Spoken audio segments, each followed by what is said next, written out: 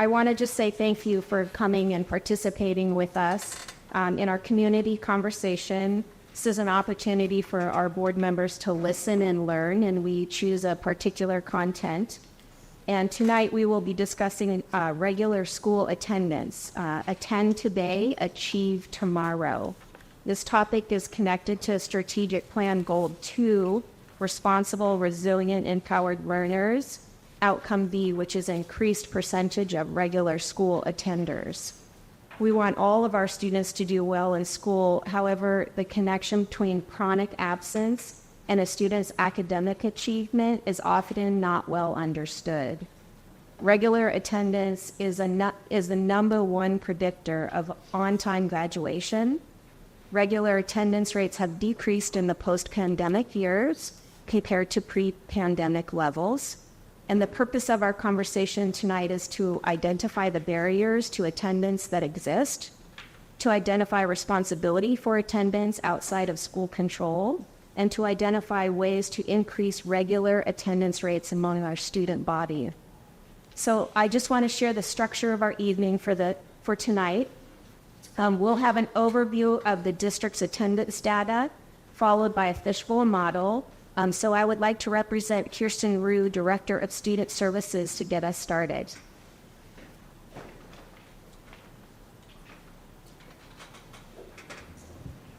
Thank you so much. Good evening, school board members, Superintendent Clemens, and community members. I just want to make sure that mic is set up so everybody can hear me. Okay, awesome. My name is Kirsten Rue. And I serve as the Director of Student Achievement here with the North Thurston Public Schools. And part of my job involves the monitoring and oversight of attendance. So I'm happy to be here tonight to provide some context, some data in which we can ground tonight's conversation about attendance. So let's start with some definitions. Across most local education agencies in the United States and North Thurston Public Schools, we define 3 levels of attendance. We have students who are considered regular attenders because they are absent less than 5% of school days. This means that they miss less than 9 days of school per year. The second category is defined as at-risk attenders, and these students are absent between 5 and 9% of school days, and that amounts to missing between 9 and 17 days of school per year. And then we have chronic absenteeism, that final category, which occurs when students miss 10% or more of school days, and that we have 180 days in a school year, and so that amounts to missing about 18 days or more of school per year. So it's important to note before I leave this slide that as we look at the data for North Thurston Public Schools, I want you to know that our district has chosen to take a more, I'm going to call it a strict definition of attendance than the state of Washington in general. What I mean by that is that we count any period of the day that a student misses school as an absence and incorporate that into our internal district absenteeism data. We do this because we believe in the importance of every hour of instruction that students receive. Every little bit matters, and it all adds up, and missing even a little bit should count, and that is our philosophy here in North Thurston Public Schools. But I do want you to know that the state calculates absenteeism a little bit differently. So they calculate it based on whether or not the student in question has missed at least half of the school day, and then that would constitute an absence. So what does that mean? It means that the data I'm going to share with you in just a minute is based on our internal measures of attendance, which values every period of attendance.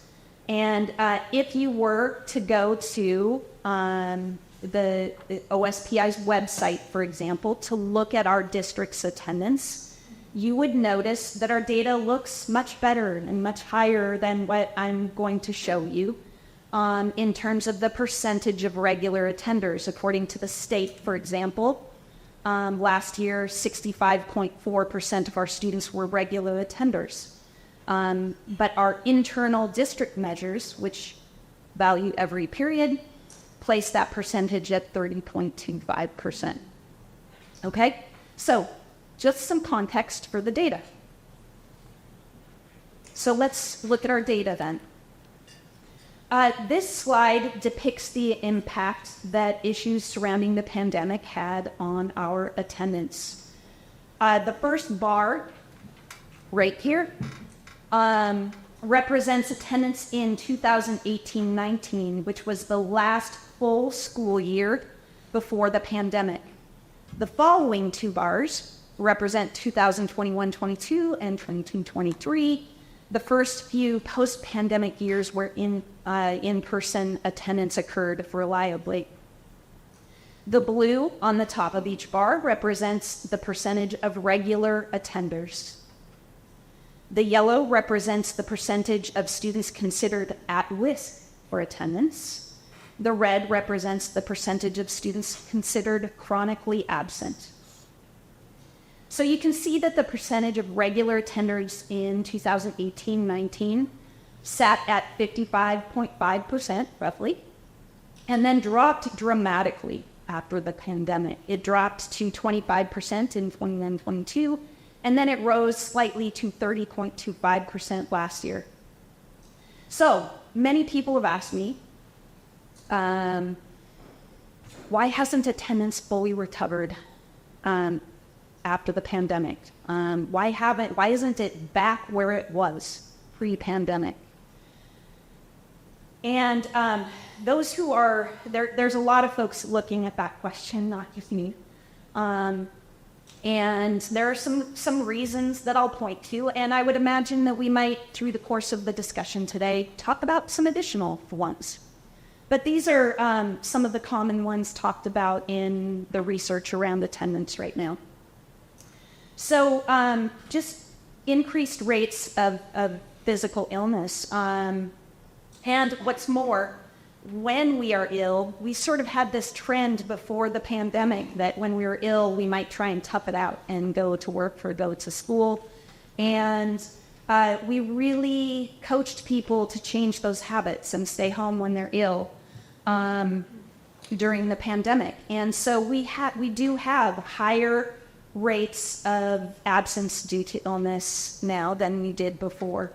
And in fact, I want to share with you that in 21-22, we actually tracked every absence related to COVID that we could connect in any way to COVID. And we found that approximately 20% of all of our absences in 21-22 had a connection, direct connection to COVID. Next thing, rising mental health needs. As you may or may not be aware, Washington added mental health to the list of reasons that an absence can be excused. And so we have had, and you're probably aware if you watch the news, of the rising mental health needs across the country, and our district is no different. And so we do see families accessing excused absences or calling in excused absences for this reason.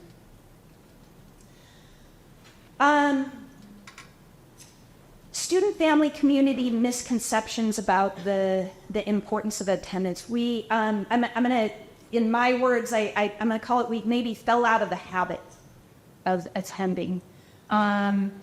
Some studies have shown that we just are not pushing school attendance as high of a priority as we did before the pandemic, probably for some of the reasons that I already mentioned and others, but we are, and what I can tell you is we are seeing It's become a little more commonplace for extended vacations and longer absences and things like that to happen in this post-pandemic era than before. So kind of getting back into the habit of, we got to show up and get there. Housing and food insecurity is a very real thing for many of our families. And they have bigger priorities than trying to figure out how to get their kid to school in a timely and regular way. They're thinking about where are we sleeping and how are we going to feed our family. We do have some students who are prioritizing work or childcare, older kids watching the youngers, and that is happening. And then we've had transportation issues. It's not unique to North Thurston Public Schools. Our surrounding districts have had trouble recruiting drivers in the post-pandemic era.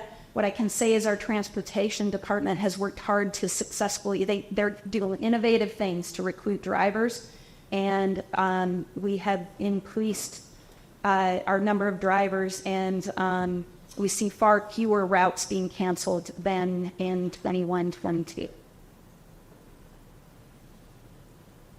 But I want to share some good news, because there is good news. We are making progress with attendance. This graph compares semester one. I wanted to give you 3 years of semester one data to include this first semester that just concluded for 23-24. And you can kind of see the progressive growth here pictured. So our schools really worked hard this year to rebuild their tiered supports for attendance. You can see that the percentage of regular attenders, so the part in the blue, is increasing.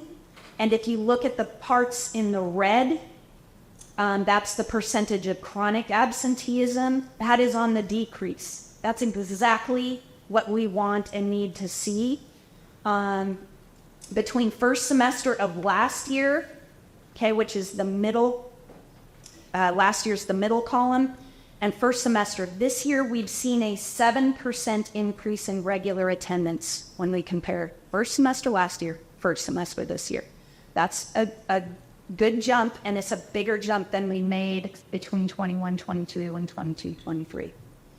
So it's trending in the direction that we want things to go. Is it a quick recovery back to the way things were before the pandemic? No, it's not. The attendance rates are not currently at the 55% regular attendance that they were. But we are, as the slide before this one showed, the world's in a different place than it was before the pandemic, with new sets of challenges that need to be addressed related to attendance.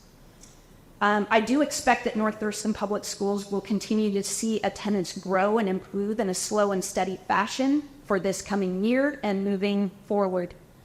The recovery will not be an overnight journey, but I'm hopeful that we'll get there as we work hard to stay on our current trajectory. I want to just close with this. On the table, or in your packet rather, there are several handouts from a company called Attendance Works, who is provided this quote. And they are a national nonprofit that supports school systems in raising attendance rates, really working on this attendance piece. Regular attendance has so many benefits for students and their future success. I would really encourage you through the course of this conversation tonight to take a look at those two handouts. You have one that's really geared toward our elementary audience and one geared for our secondary audience. And I think in looking at that, you will learn more about the importance of attending school on a regular basis, as well as what community members family members can do to support attendance. So with that, it's my pleasure to introduce to you two of our assistant principals who have been hard at work this year, working to support student attendance at their schools. Autumn Cummings is the assistant principal at Pleasant Glade and Chambers Prairie Elementary Schools, and Sean McDonald is the assistant principal at Camacho Middle School. They're going to talk with you about the work that they, their staff, their peers in other buildings across the district have been engaging in to increase our rates of regular attendance. Thank you.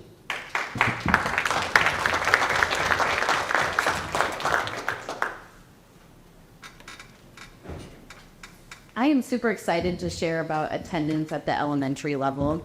In elementary school, it truly is a family effort for attendance. So we are coming from both angles of working with families as well as with the students. We are finding creative ways to engage students to be so excited for school that they annoy their families to get them to school every day. Here are some of the incentives and fun ways we are encouraging students. At Pleasant Glade, we were able to partner with Twin Star, where they sponsored our attendance challenge. We had a family pizza party last year for all regular attenders for first semester. There was pizza, prizes, and games for families to play together. It was so successful, we're doing it again this year. We also asked students what they were interested in as far as incentives for attendance to get students' voice and buy-in. And many just mentioned that class community and things that really connected them with their peers in their classroom. So for first quarter, the prizes were for most improved attendance class and the best attendance class. Both received where the class could decide what the prize was, sponsored by Twin Star. And so one classroom decided to get building blocks, kinetic sand, and tools for their prize, and the other classroom chose puzzles and games to use during indoor recess. We are also showing data at assemblies each month and reminding students of our school-wide goal of having 50% as regular attenders missing 9 or less school days. Horizons and Seven Oaks have created attendance as soaring goals. As they complete each goal as a class, they have different incentives, including some dress-up days picked out by the class. This is teacher-managed, and they get a star for every day 90% of attenders are here on time. They also have a bulletin board to celebrate attendance, and 1 week a month they focus on here on time.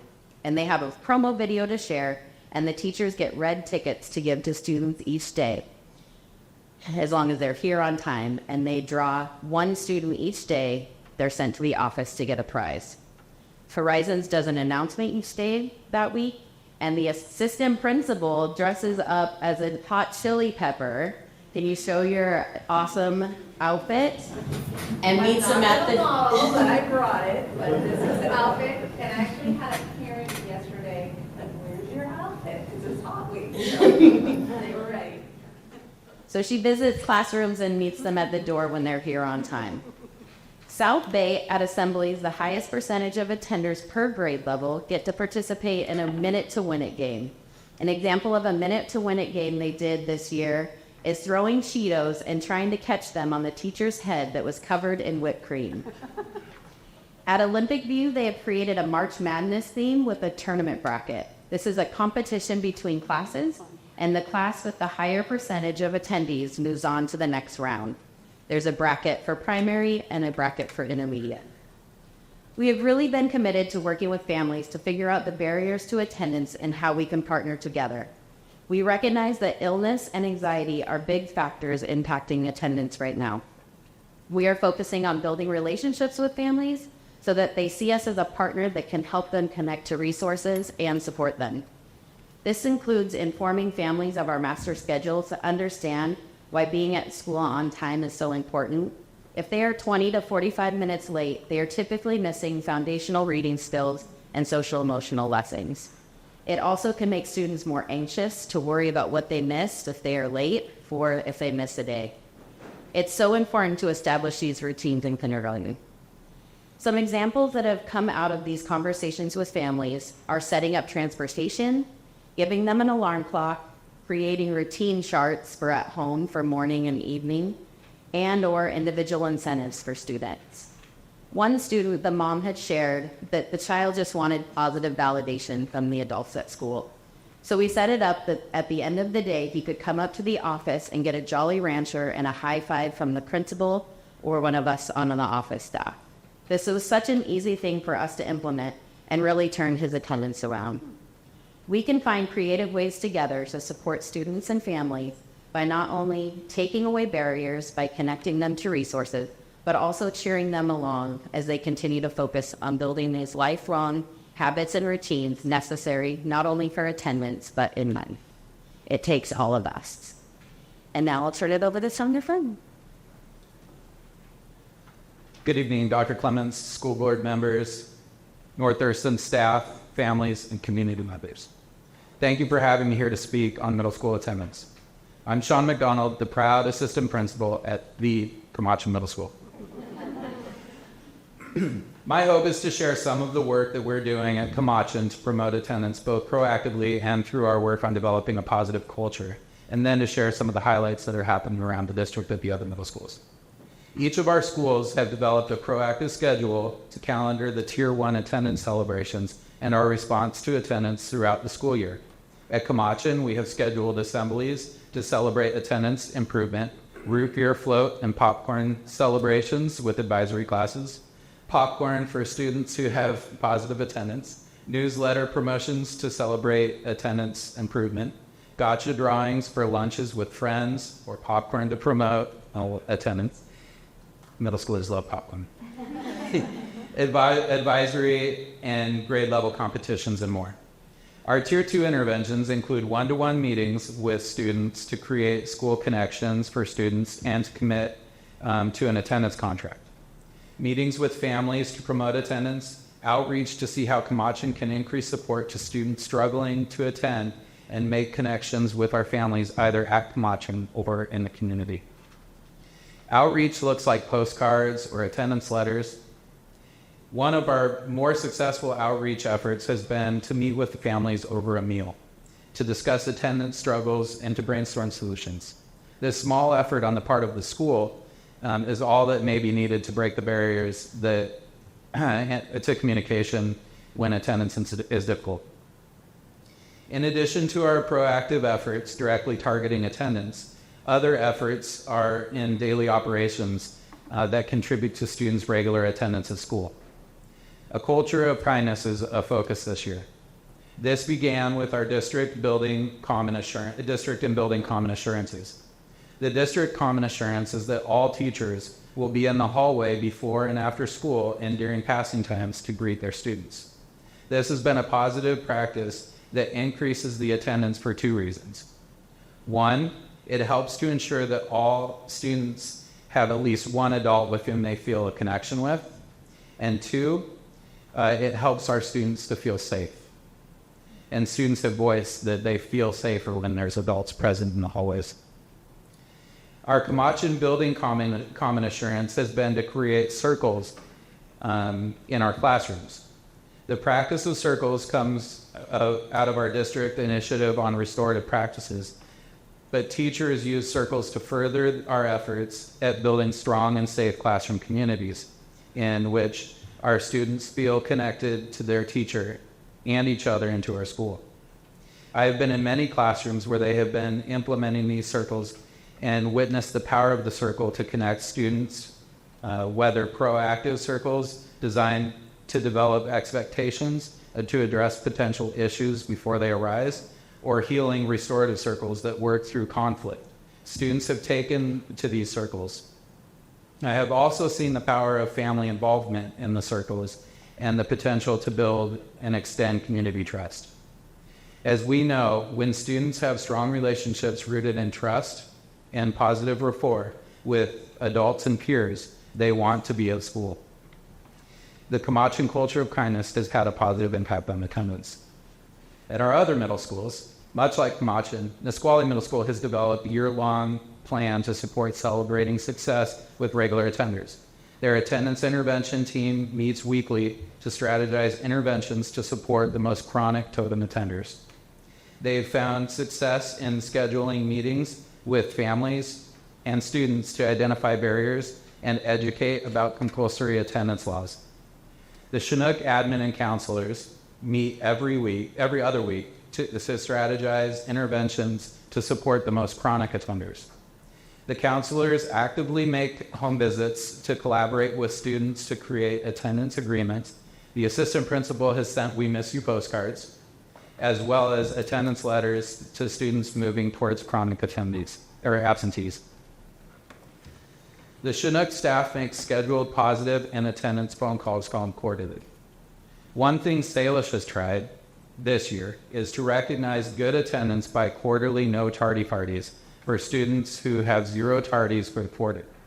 The qualifying students are invited to leave class a little early for an impromptu party in the commons with music and treats, such as cookies or ice cream.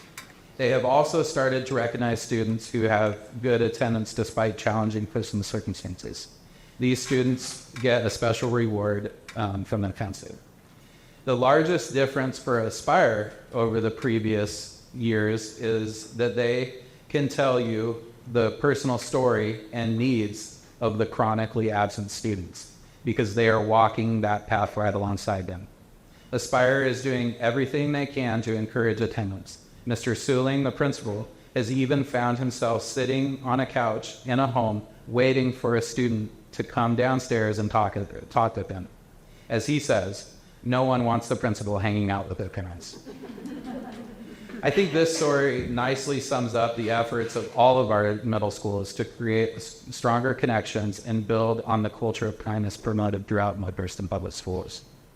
Now I'm going to turn over to another compassionate leader, our school board vice president from District 3, Dr. Jaffer Thomas, to facilitate the fishbowl discussion. Dr. Thomas. Hello, everyone. Okay, this is totally my jam, so I nerded out when I was like, yes, I get to lead a discussion. I absolutely love this. So part of the reason for a fishbowl is to have a little bit of a smaller, more intimate discussion about a particular subject topic, and of course today we're talking about attendance. And so what I'd love for you all to do is just to your comfort level, be able to share some thoughts and responses based off of the questions that I do ask. And know, number one, your comfort level is priority, okay? So just make sure that you feel comfortable speaking, and it's totally okay if you want to sit out for a question, and if you want to come to me later and just share your thoughts, you're more than welcome to do that as well. And another thing is that we really appreciate your feedback. We really appreciate you being here and sharing your thoughts and stories. And I will do everything I can to make this fun. So we have 2 mics here, and the first thing I'd love to do is if y'all could introduce yourselves and your role in our district, student, teacher, administrator, parents, and all that, please. My name is Caroline Henderson. I attend River Ridge High School as a student. My name is Amy Hunter. I'm the parent of a middle school student. She goes to Aspire Performing Arts Academy. I'm Piper Hunter, and I go to Aspire Middle School as a student. Dave Sanford, Dean of Students, Nisqually Middle School. Brianna LeKay. I'm currently a teacher at River Ridge, and I was first semester Camacho Middle School Dean of Students. I'm Jared Kep. I'm Oktumney and the Native Student Program Specialist for the district. I am Sean Mordevine, Assistant Principal at Meadows Elementary. I'm Janine Leach, and I have 3 students in the district. I'm a parent. I have 2 at River Ridge, a senior and a freshman, and I have a 6th grader at Salish. I'm Aiden Liu, and I'm a senior at Timberline High School.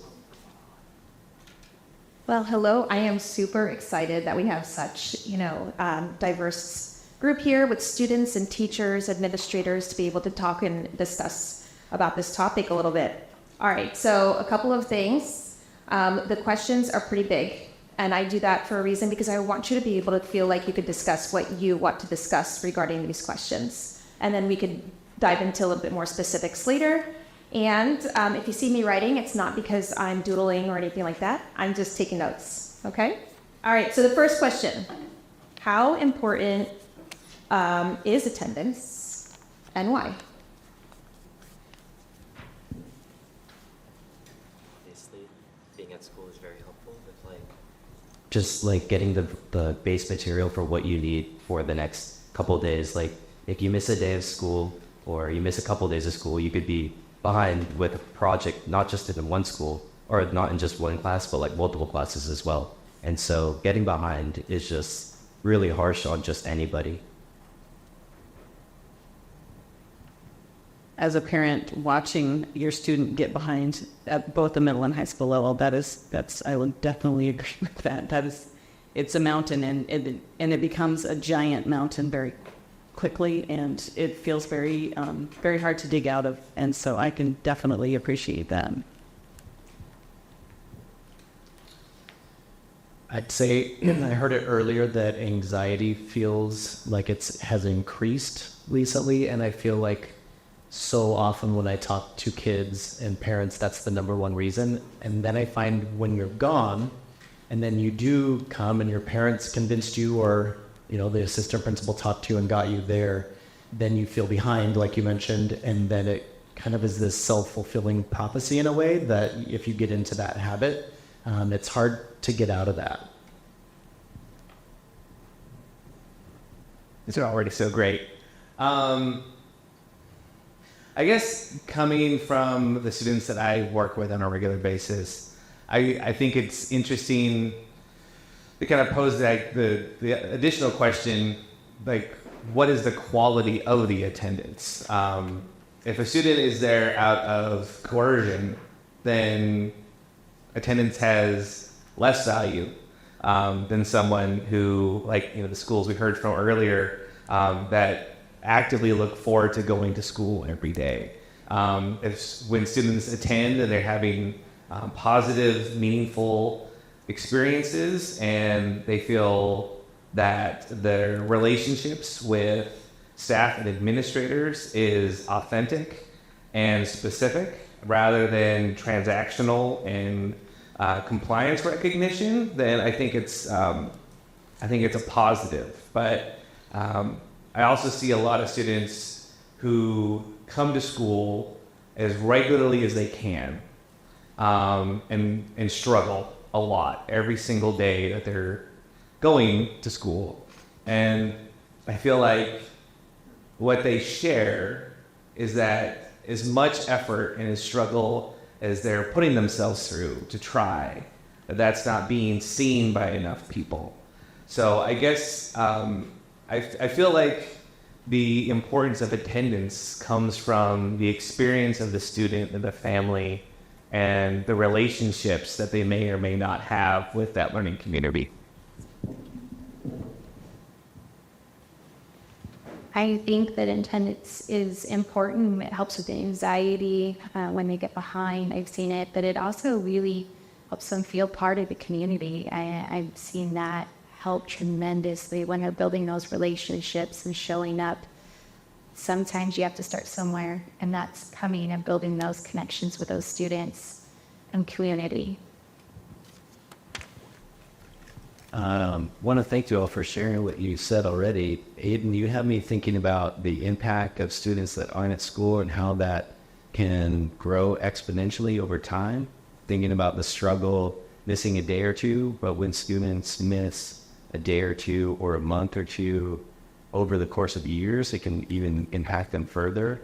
And Jared, your comments had me thinking deeply about my interactions with kids at school and what attendance really means. I think showing up to school is really important when it comes to work, because if you miss a couple days, then you can have a ton of classes that give you a lot of work. And if you're behind in that, maybe what you're learning will require you to have the information from those assignments that are building up, which can just cause more stress and more anxiety. I agree with everything that she's saying. I have seen her, miss a couple of days because of sickness, or a week because of sickness if it's something extreme, like a COVID situation, and it does become very stressful trying to catch up for the rest of the semester, even from that 1 week. But I also agree that when the kids are there, they need to feel like they're getting an education that means something to them. That if they are having such a awful time with mental health or other issues that are going on at home, it's important also to stay home and then just realize finding that balance between the two is an absence, what is actually needed for that kid that day. And then if they understand, yes, that might mean I'm behind in a class or something, but is that worth it? And as a parent, trying to find that balance for your child sometimes can be difficult, but you hope you find it for them. It's just something you can't let up on. Like Aiden said, the workload can be a lot, and I feel like if you miss a day, it's really hard to catch up. And because you're missing the content that you need, I feel like it can cause kids to want to miss more because they're already behind. I feel like isolating themselves more is kind of like a resort for them, because if they already miss one part, what's the like hurt of missing another part? And also like missing school, you're isolating yourself from the possible relationship that you could be making, not only with your peers, but also with your teachers who want to help you and want to see you succeed. So I think that attending school is really important, not only for like the grade and educational aspect, but also like the social aspect, which is really important today. Thank you all so much. So one of the things that I heard from our discussion was that there's a lot of intrinsic and extrinsic type of motivational factors that play a role here. But when we talk about those intrinsic and extrinsic motivational factors, the things that are inside and outside, they could either be positive or negative. You know, the positive of building that community, or, you know, that intrinsic, the positive of wanting to go to school. But another intrinsic may be, oh, but if I don't go to school, then this might be this way, or it might be that way. The reward as well, you know, that positive extrinsic reward of, you know, the pizza parties and all that is great because it motivates you to go to school. But then also you're talking about being behind in your schoolwork. And that's another extrinsic motivational piece where that drives you, but it's not necessarily a positive thing. It maybe brings you some negative feelings about that. You feel I captured that okay? Okay, great. So this is more for the students. How do you feel about having to go to school every day, 5 days a week? Can you pass that back there? Jared likes Mike, so he has. It's not the fact that we have to go every single day for 5 days a week. I just feel like there's just the time that school starts really changes how attendance is. With high school, you're starting at 7:30 every single morning, in our district at least, and there's that factor that the workload is so high within our high school careers. You're taking multiple APs, you're trying to do these clubs, and it kind of just weighs down on you at some points. And whenever I'm thinking about like, oh, I have to wake up and go to this class at 7:30 after I just crammed for another class, it's like really, really hard to like bring myself to go to those classes, especially whenever I have that like extra time where I'm like, oh, wait, I can like, if I can cram for this test, I can go to the class later today and be more prepared rather than going to this one class where we might not be doing as much like important. I'm not that saying that the schoolwork isn't important, but like we're not doing an important test or essay, and it's very difficult whenever we're trying to wake up so early and having to cram so late sometimes just to like get those passing grades or get those grades that will get us into the colleges that we're looking forward to. Thank you, and those are great thoughts. I agree with everything you said. Waking up every day and going to school is really hard on your like mental health. It kind of just feels like a never-ending cycle, and it feels a lot better to go to school every day when your teachers are also happy to be there.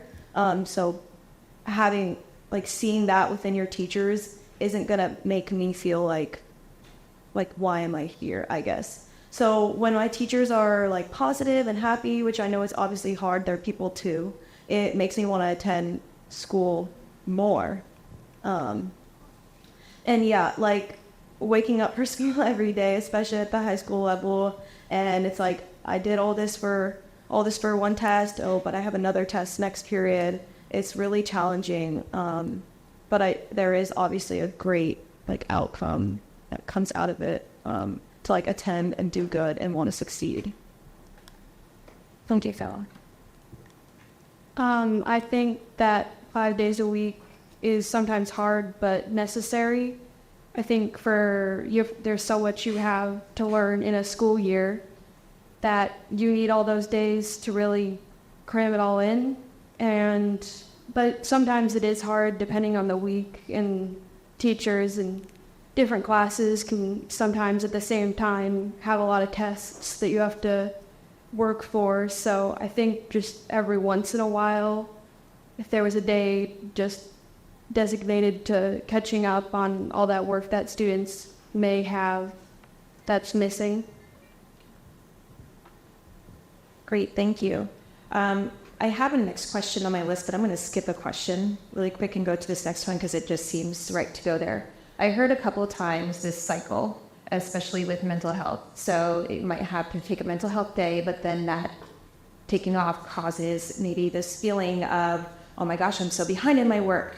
And then that leads to mental health, and then mental health, things, and then, but I need my mental health day, and, this cycle that comes up. Can you all share from your perspective, your thoughts as a parent, administrator, teacher? How do we continue to work on trying to break that cycle?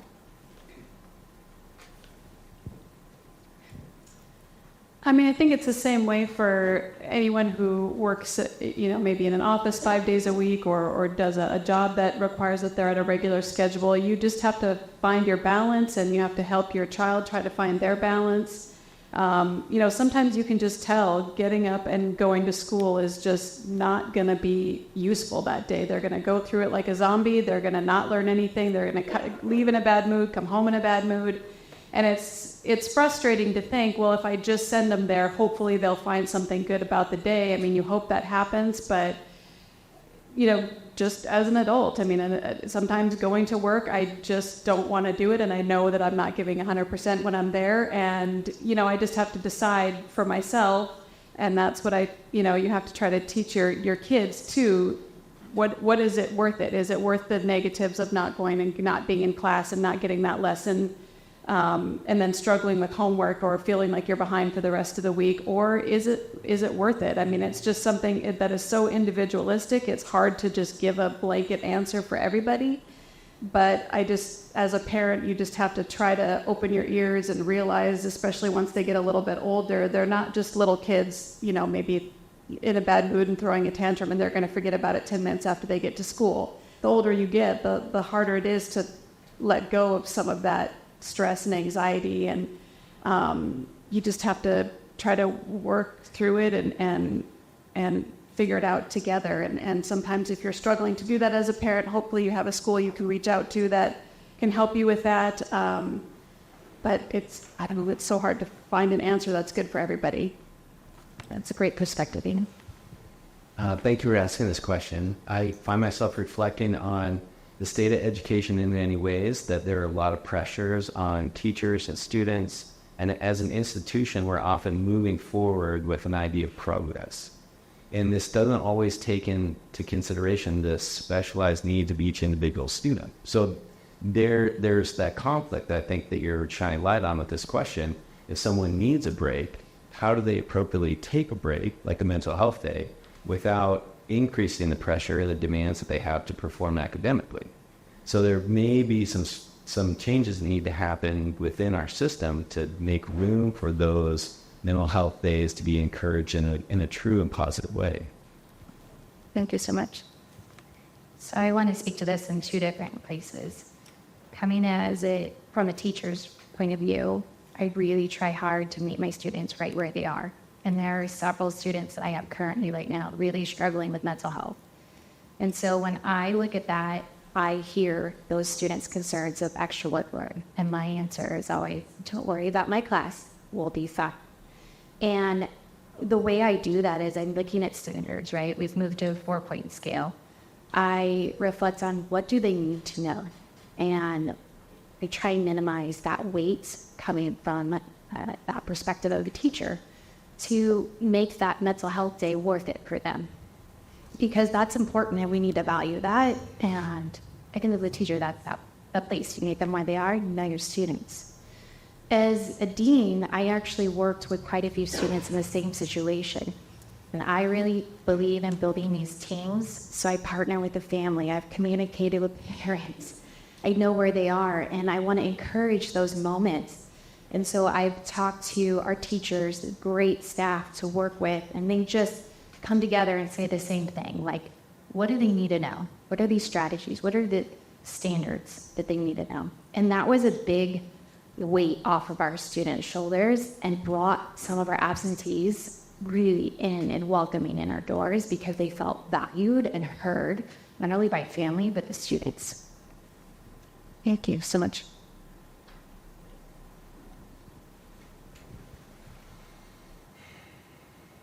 Look, Jerry. I know when that look comes. Well, I'm just thinking about thinking about students in my head. I kind of feel like for their sake, it's worth pointing out that we're assuming that school is a universally positive experience for students, and that like mental health, students that are struggling with mental health are outliers in some way, or the two are not related. And I also like listening to my students.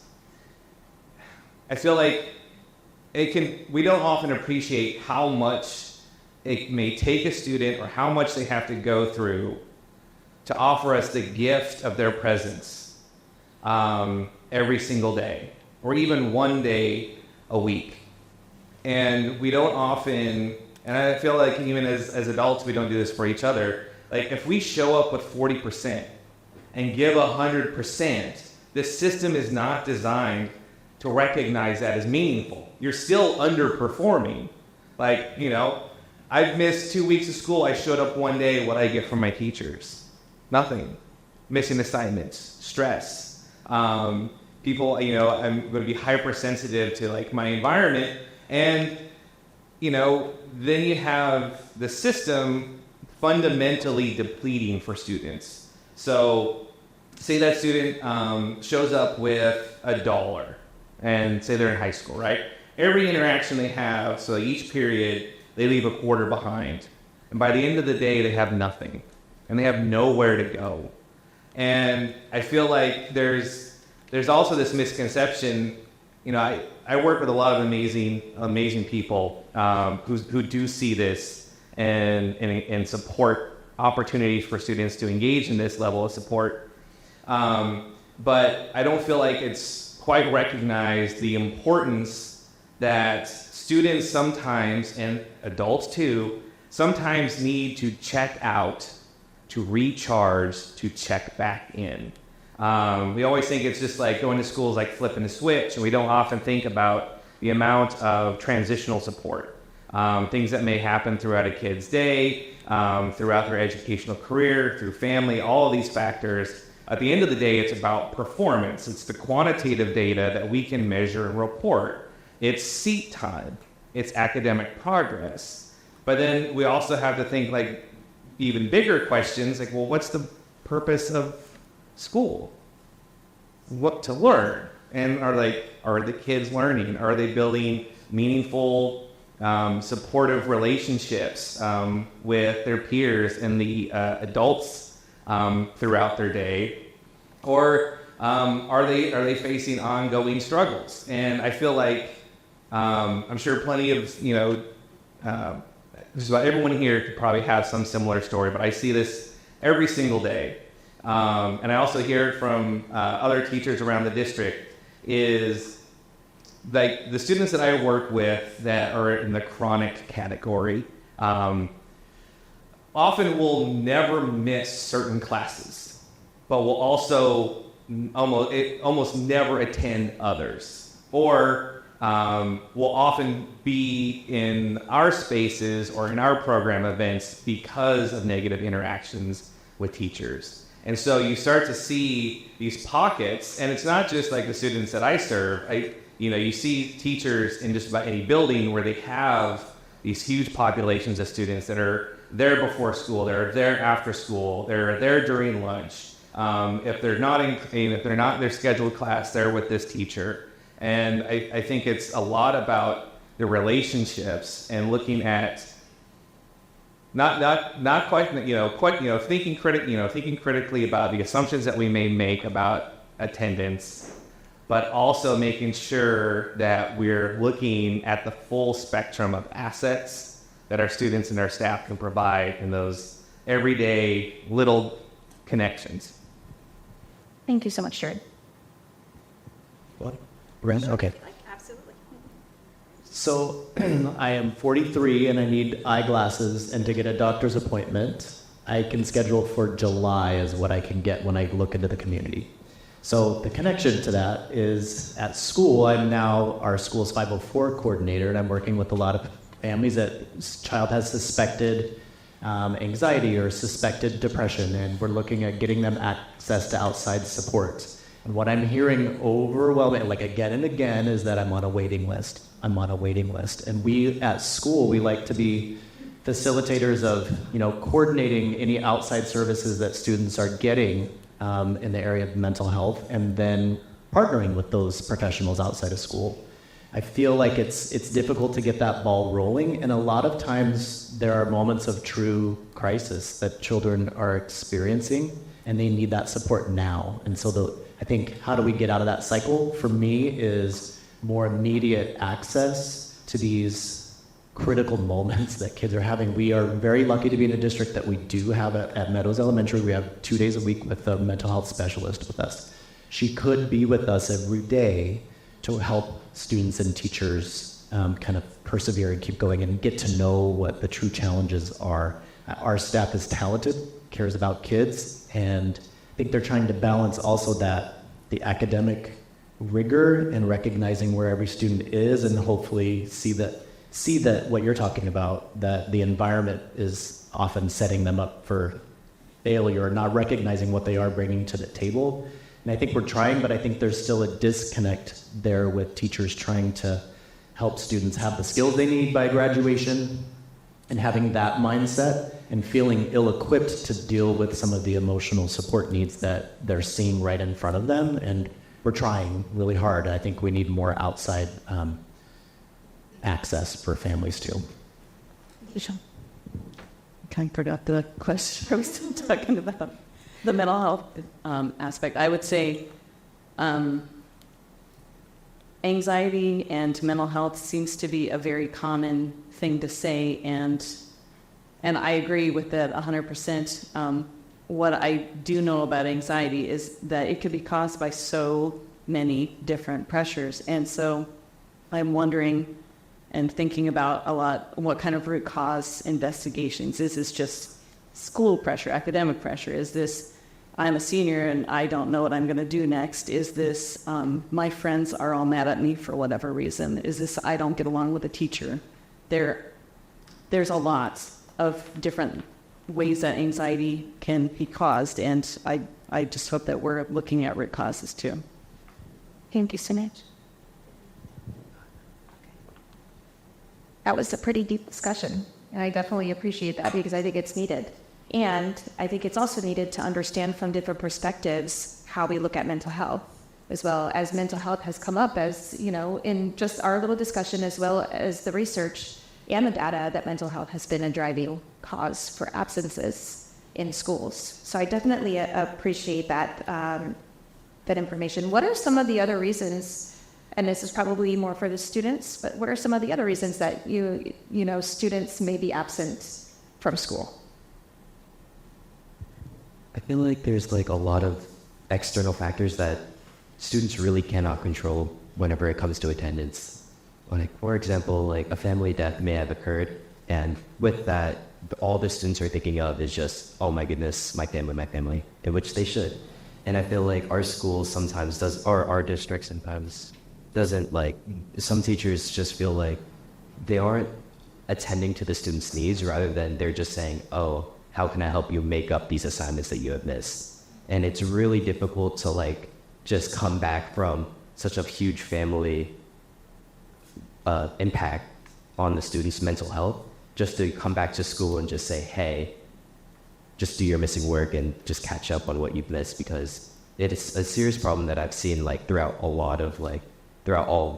my experiences at Timberline, where I've heard of these stories, and it's just very troublesome to think about how you may like have like some leeway, but at the end of the day, your grade is going to be impacted, and you're going to have to meet the deadline of a quarter, where your semester grade could be impacted from the following. So it's very difficult whenever it's like it's causing absences. And also, it's just back to my previous point, where you just feel overwhelmed with schoolwork to a point where you want to take these days off to catch up, and then you just get more behind. I feel like there needs to be like a way that students, not to say that there isn't, but there has to be like another way for students not to feel so overwhelmed, because they're going through so many factors, whether it throughout or all throughout their 4 years of high school. And as you keep on going up the grades, it keeps on getting worse and worse, because you're getting colleges and stuff like that. And so I feel like there has to be like some more support to guiding the students' mental health to like help with the absences, I think. Thank you. Yes. Thank you. Going back to kind of what I said earlier about missing a day and then missing another day, like it's kind of a cycle and like a chain effect. Like a lot of my peers or like fellow students at my school will like purposely miss a class or a day because of like an upcoming test, because they're so overwhelmed of like previous work or just stuff going on in their lives that the avoidance is like a resort that they're like leading towards. Like, I'm not going to go to this class because I have a test that I didn't prepare for because I had so much other stuff going on in my life. I'll just take it another day and study the night of. I feel like that's a really big factor, as well as student and teacher relationships. Like Mr. Kep was saying, there are certain students that miss certain classes really often because of the class or the teacher like themselves. I feel like having a good relationship with your teacher and your teacher showing the student that they want them there in class is really important, and can like encourage the student to come more. Thank you, Colin. I think a lot of reasons that a student would miss school can tie to mental health, even if it's physical illness. You know, you can get sick, miss a lot of days, and when you come back, you have so much work that it causes you anxiety, and then you miss even more days from when you were sick because you have so much work to catch up on. It's a never-ending cycle of just trying to catch up on the work that you missed, and then trying to catch up on the work you missed from doing that other work. And there's so many other things that teachers may not always see, like if a kid's getting bullied at school or just having an argument with someone they know. Thank you so much, Becca. Sorry. I also had something that I thought about that I wanted to say earlier. Another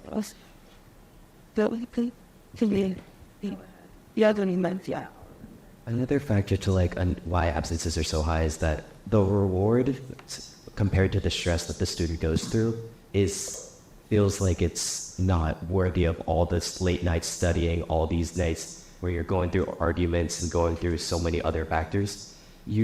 All you get for most tests in high school is just, oh hey, you got a great grade, here's more studying to do afterwards. What are we supposed to how are we supposed to feel rewarded by that? We have a short gratification after we get those test scores, but then if we bomb the next test, it's just gonna hurt our mental health more. And so I feel like there's not enough reward for what students try to push themselves through, because you may have club days that get you through that day, but they're so few and little that you feel that there's nothing there as well. So that's just another thought.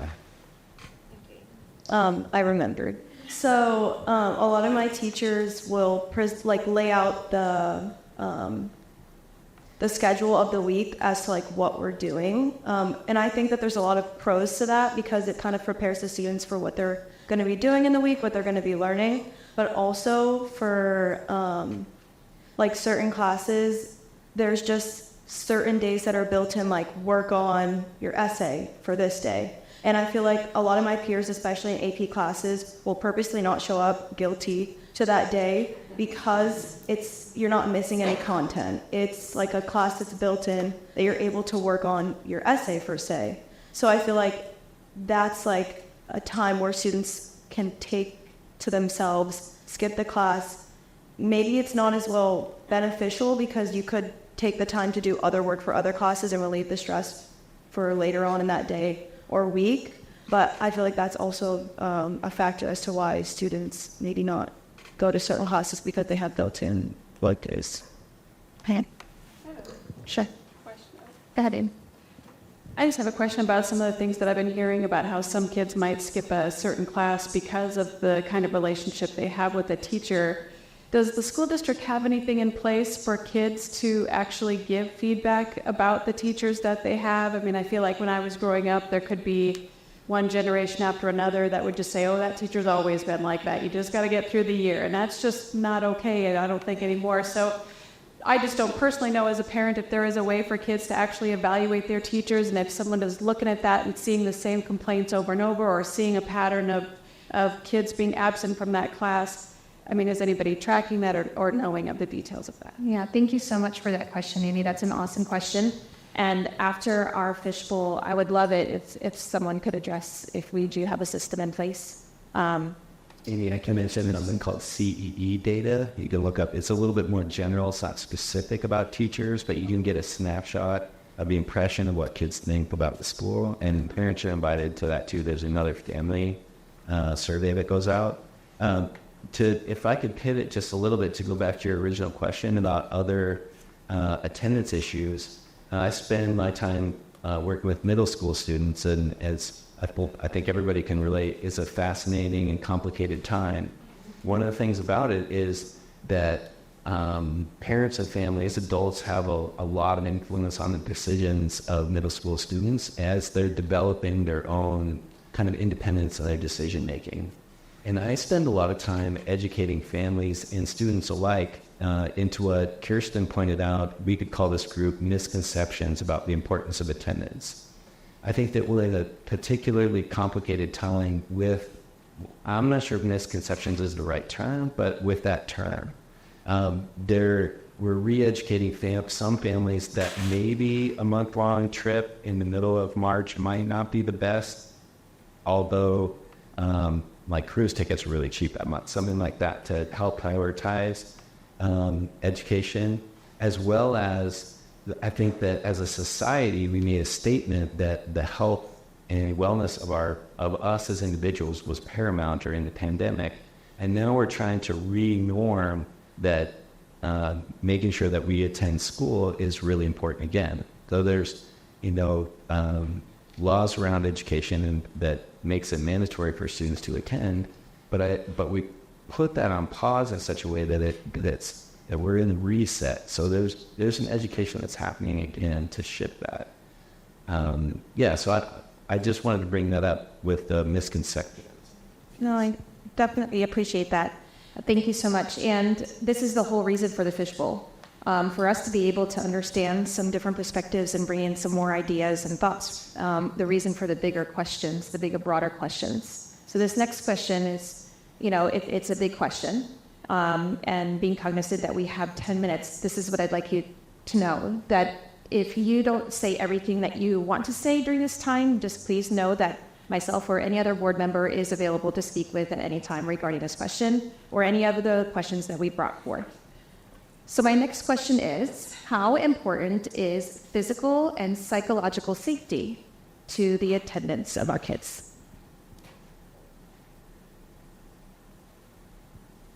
We think safety is big. Sean talked about that in earlier. Our teachers meeting, our students at the door being present and visible has really help that anxiety come down for a lot of our students, feeling safe in our building, feeling like there's an adult there that they can turn to and go to. So I think safety plays a very big role in that.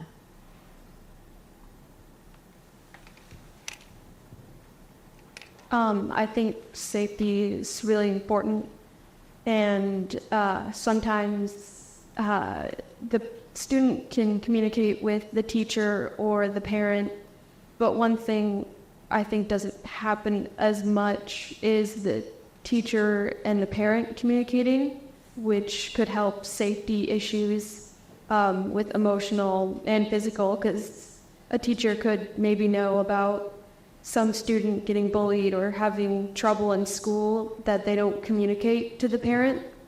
And so the parent will maybe give them something at home, not knowing what's going on at school and safety reasons. So I think it would be important to have the teachers and parents talk more about things like safety and mental health. And for Kuiper, so do you mean more effective means of communication between the two? I think so. Anybody else have any thoughts on physical and psychological safety and what that role plays in attendance?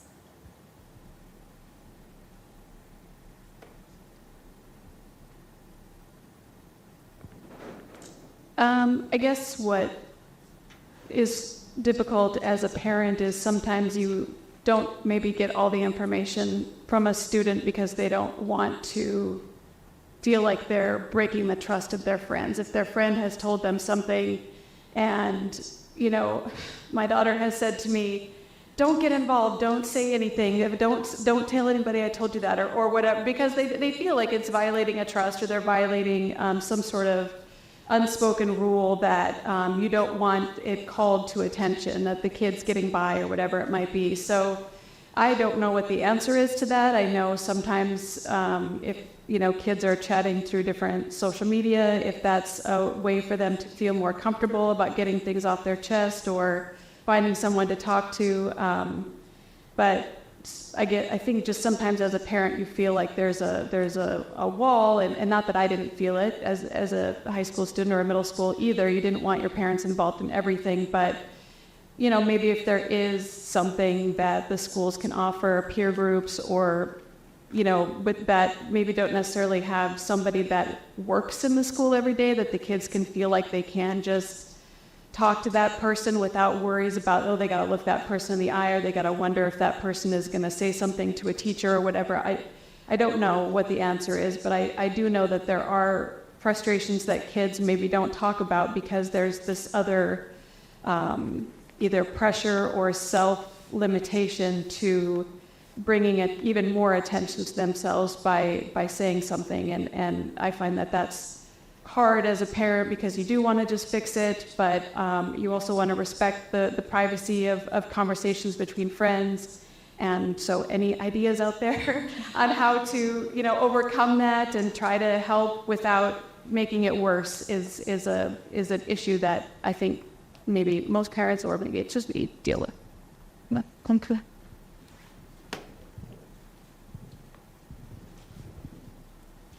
It's had me thinking for a while, and also being mindful of time.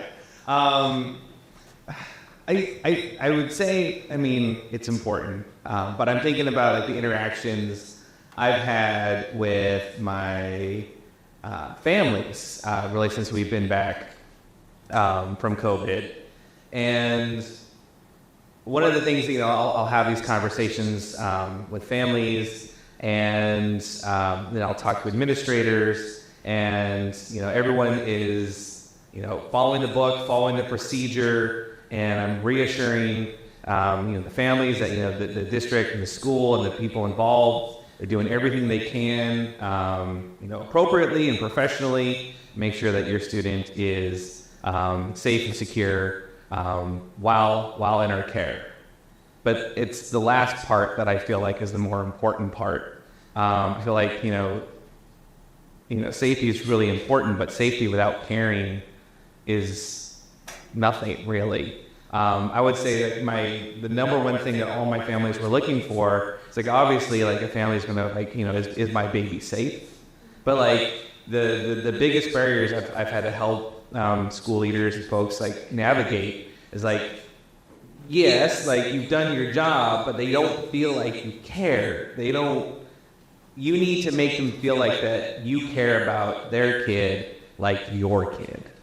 And so like, you know, in a lot of schools we talk about relationships a lot, but I also feel like it's kind of sometimes important to go to that next level and how can we be a good relative? So I feel like there's one thing that we really have a lot to learn from our students coming back, and I think it comes down to like, you know, safety, security, and sense of place. And I feel like we all experience this in some way, that when we were all like locked down with you know, whoever we were locked down with, it really gave us a sense of who's important, like who's family. And I feel like our students really went through a period where it seems like they through that experience, they set a higher standard for relationship, a higher standard for community.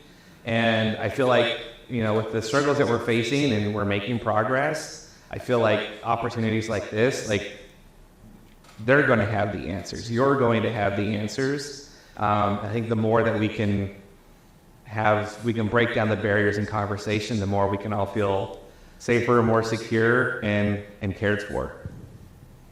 Absolutely. Thank you, Jared. Okay, if you could complete this question, okay? And I know that there's going to be a lot of things that you could say to complete this question. I'm going to ask you to say one thing. You ready?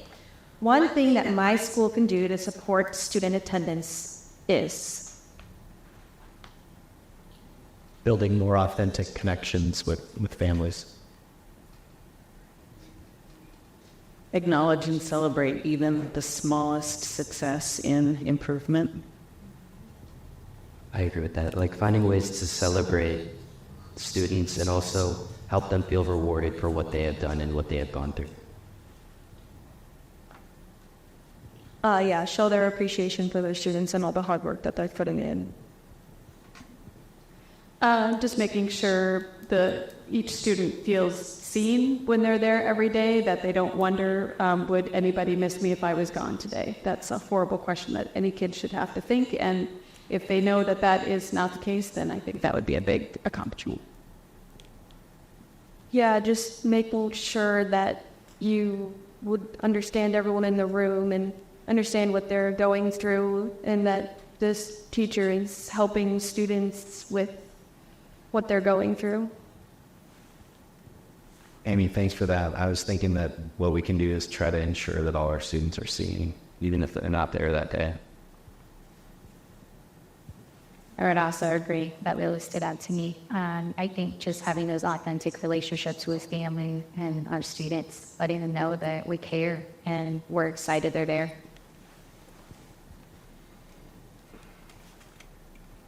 I'd say more student agency. Can we give a hand for everybody in the fishbowl? And while I appreciate everybody here, I want to send a special thank you to the students. It's not easy to come in front of all these adults and speak your thoughts and perspectives, and I can't tell you how much that we appreciate that. Thank you so much for being here.